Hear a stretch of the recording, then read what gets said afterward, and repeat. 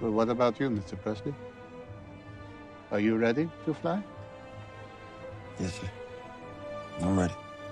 Ready to fly. That's Tom Hanks in Baz Luhrmann's Elvis, portraying Colonel Tom Parker, a key figure in Elvis Presley's meteoric success. But as Anthony Mason tells us, the legendary manager's legacy is complicated. I came to Memphis all the time. Graceland has been like a second home to author Peter Guralnick. You'd come in here to do research after the tourists left. It was a long day. Working out behind Elvis's Memphis mansion in the office of his father, Vernon Presley. So did you go through all these filing cabinets? Yeah. Guralnick's written the definitive 2-volume biography of the king, and now the story of Colonel Tom Parker, Elvis's legendary manager. Did what you find surprise you? It totally surprised me. Don't be cruel.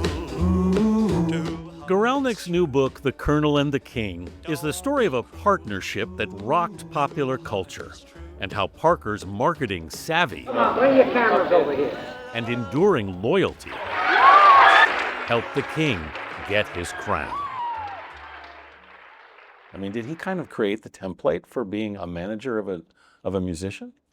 And it wasn't original to him, it wasn't brand new, but he carried it, I think, to a far greater extent than anyone had before.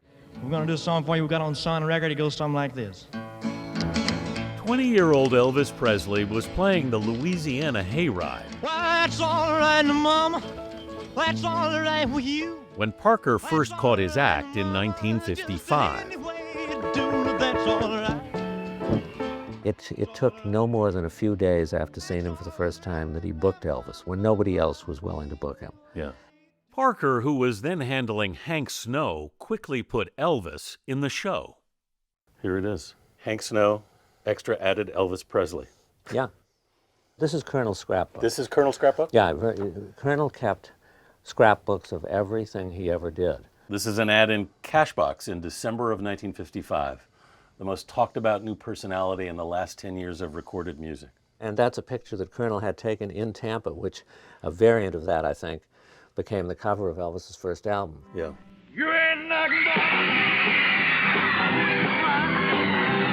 Elvis would sell more than 12 million records in 1956. The Colonel negotiated his recording contracts, his movie deals, and oversaw all his marketing. As he would write, "I don't just sit here and smoke cigars hoping for something to happen." There is so much love in some of his early letters to Elvis, and in one he says, you know, you are just like me, you're sensitive, you're easily hurt, but only those we love can hurt us.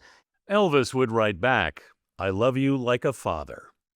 Colonel Tom Parker wasn't actually a colonel. He also wasn't American. He was, in fact, a stowaway from Holland. He was. Andreas van Kuijk arrived here in 1926, barely speaking English. The 16-year-old soon invented an origin story. Once he declared himself to be Tom Parker, born in West Virginia, his identity was never questioned for over 50 years. The only person who may have known it was Elvis Presley. The honorary title Colonel would be bestowed on him by Louisiana's governor. It became his first name, Colonel. Yeah. I mean, that was how he signed all of his letters. Before Elvis, Parker made a star out of Eddie Arnold, booking him as the first hillbilly act in Vegas. He had all the smarts of a con man, but he wasn't. Actor George Hamilton befriended the Colonel in his early days in Hollywood.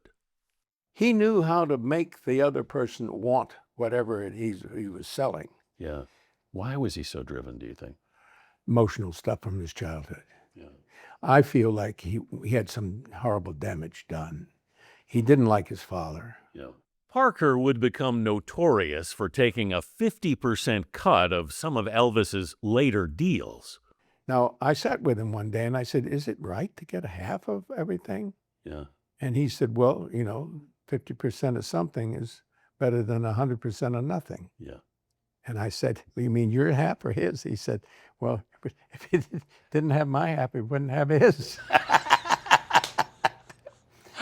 And I got it. The Colonel offered Hamilton an opportunity in Vegas. He said, by the way, Elvis has got to take 2 weeks off at the Hilton, and I booked you in. I said, I can't do that show. I said, that doesn't make any sense, Colonel. He said, George, you want $50,000 a week? I said, yes. He said, it's 2 weeks. He said, for that, you can do anything, can't you? I said, yes, sir.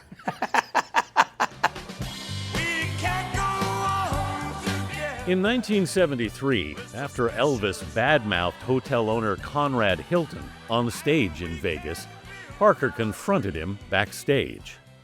Essentially, Elvis and Colonel fired each other. The split didn't last long. Neither Colonel nor Elvis could imagine a world without the other. They simply didn't have the ability to walk away. But Parker began to worry about the instability of his artist. How did the Colonel react to Elvis's increasing drug use?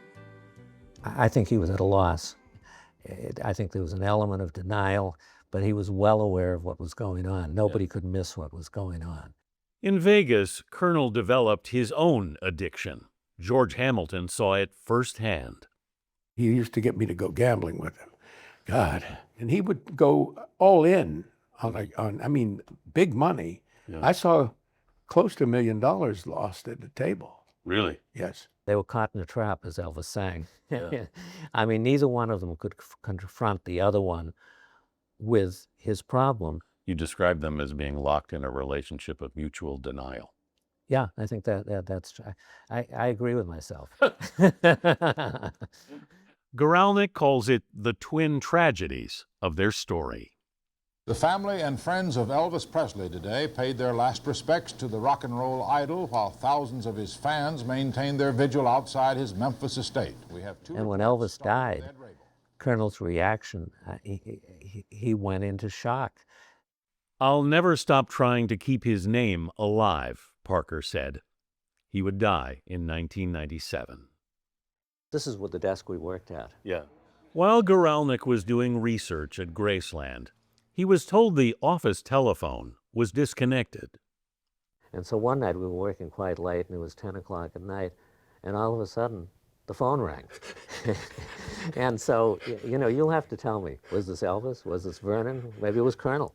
The Colonel really had nothing. And, we stared at it. Should we answer? Should we not answer? Yeah.